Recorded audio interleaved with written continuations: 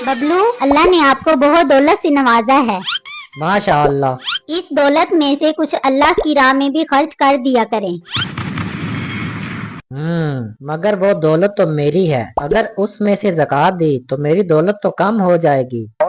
जी नहीं, मैं आपसे इत्फाक नहीं करती। क्या मतलब? मतलब ये रिस्क अल्लाह की अता है, वो जिसे चाहे नवाज दे और जिसका चाहे रोक ले। और ज़कात की अदायगी से अल्लाह रिस्क में बरकत और इजाफा करता है। तो बताओ फिर मैं क्या करूं? अल्लाह ने हुक्म दिया है कि हर साल अपने माल में से ज़कात अदा करो। ज़कात हमारे माल को पाक करती है। अम्मी जान, ये ज़कात क्या होती है? मुन्नी बेटा, ज़कात हर साहिब निसाब पर लाजिम है, यानी जिसके पास मुकर्ररा हद से ज्यादा माल हो उसे अपने माल का 2.5% अल्लाह की राह में देना होता है। अम्मी जान, ये 2.5% कितना होता है? मुन्ना बेटा, फर्ज करो अगर तुम्हारे पास 100 रुपए हैं तो तुम्हें सिर्फ 2 रुपए और 50 पैसे ज़कात देना होगी, वो भी पूरे 1 साल के बाद। अगर मेरे पास 40 रुपए हैं तो कितनी ज़कात देनी होगी? सिर्फ 1 रुपया। 40 रुपए में से सिर्फ 1 रुपया? हाँ मुन्ना बेटा, तुमने ठीक समझा। ये तो बहुत थोड़ी सी रकम बनती है। और क्या सबको ज़कात देनी होती है?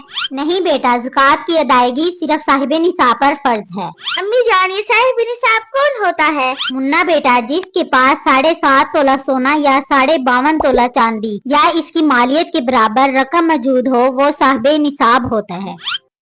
अम्मी जान, आपके पास 10 तोला सोना मौजूद है। जी बेटा, ये तुम्हारे अबू ने मुझे शादी पर दिया था।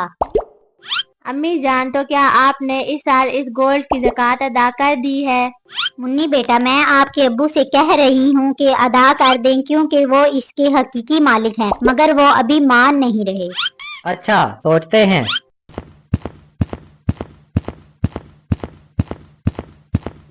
जरा जल्दी बबलू, कहीं देर ना हो जाए और आपको कोई नुकसान ना उठाना पड़े। ये मेरा पड़ोसी बड़ा कंजूस है, अल्लाह की राह में खर्च करने से कतराता है। इसको राह रास्त पर लाने के लिए मुझे कुछ करना होगा।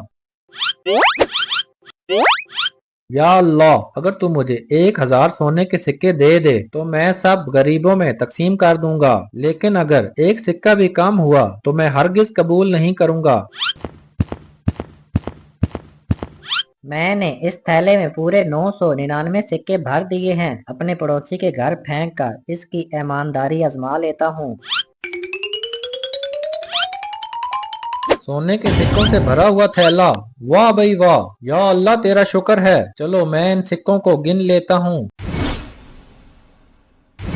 ये तो पूरे 999 सोने के सिक्के हैं। या अल्लाह तेरा शुक्र है, तूने मेरी दुआ कबूल फरमा ली। एक सोने का सिक्का कम है तो कोई बात नहीं, ये सिक्का फिर कभी दे देना।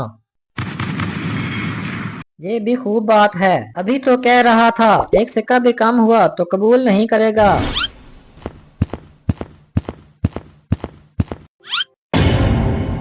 इधर लाओ मेरे सोने के सिक्के, मेरे सोने के सिक्के वापस करो। तुमने तो कहा था 1000 में से एक सोने का सिक्का भी कम हुआ तो तुम कबूल नहीं करोगे, लेकिन अब तुम 999 सोने के सिक्के कबूल करने पर तैयार हो गए हो। ये तो धोखा है। तुम कौन होते हो मुझसे सोने के सिक्के मांगने वाले? ये तो मेरे खुदा ने मुझे दिए हैं। जाओ जाओ अपना काम करो। मैं कहता हूँ मेरे सोने के सिक्के वापस करो, नहीं तो। नहीं तो क्या? बताओ बताओ, नहीं तो क्या? मैं तुम्हारे खिलाफ केस दर्ज करवाऊंगा। क्या मतलब?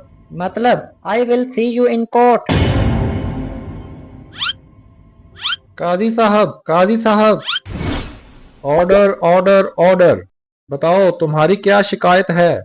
काजी साहब, मेरे पड़ोस में एक मुल्ला रहता है, उसने मुझसे पूरे 999 सोने के सिक्के हथिया लिए हैं। कितने सोने के सिक्के? 999। ये तो बहुत बड़ी बात है, तुम फौरन इस मुल्ला को बुला कर लाओ, ये अदालत आज ही इस केस का फैसला करेगी।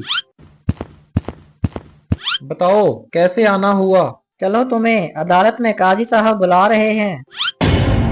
क्या? ठीक से बताओ। तुम्हें अदालत में काजी साहब बुला रहे हैं। अगर तुम आज अदालत में पेश ना हुए तो तुम्हें गिरफ्तार किया जाएगा। क्या मुझे गिरफ्तार किया जाएगा? जी, अगर तुम मेरे साथ ना गए तो ना सिर्फ तुमको गिरफ्तार किया जाएगा बल्कि तुम पर तौहीन अदालत भी आयद होगी। अच्छा ठीक है, चलते हैं। लेकिन तुम देख रहे हो मेरा लिबास ठीक नहीं है। बराए मेहरबानी मेरे लिए एक उम्दा लिबास लेकर आओ। तुम अदालत में जा रहे हो या ससुराल में? ठीक है, मैं तुम्हारे लिए अच्छा सा लिबास लेकर आता हूँ। हाँ अब ठीक है, लेकिन तुम देख रहे हो इस उम्दा लिबास के साथ मेरे ये पुराने जूते अच्छे नहीं लग रहे। तुम मेरे लिए नए जूते लेकर आओ। तुम अदालत में मुलजम की हैसियत से जा रहे हो या सरकारी दामाद की? जल्दी करो वरना पुलिस खुद ही गिरफ्तार करके ले जाएगी। अच्छा अच्छा, चलो चलते हैं।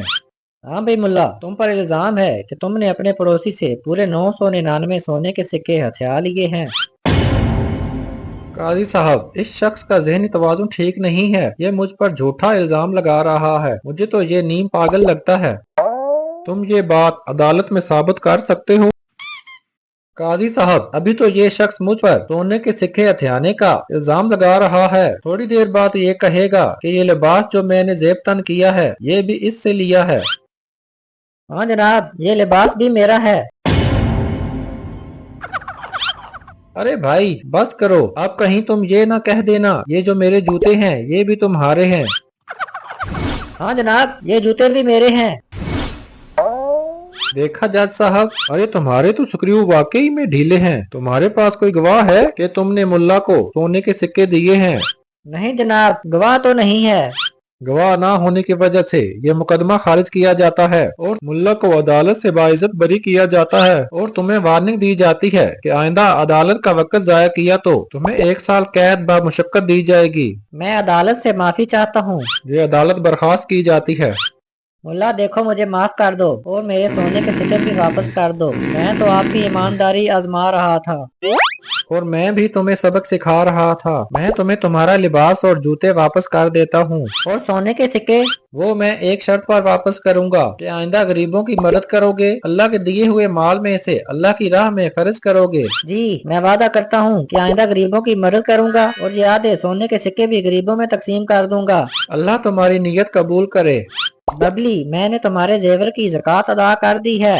चले अल्लाह का शुक्र है। बबली, जब से मैंने अल्लाह की राह में खर्च करना शुरू किया है मुझे कारोबार में बहुत ज्यादा मुनाफा और तरक्की मिली है और हम इस साल हज करने भी जाएंगे।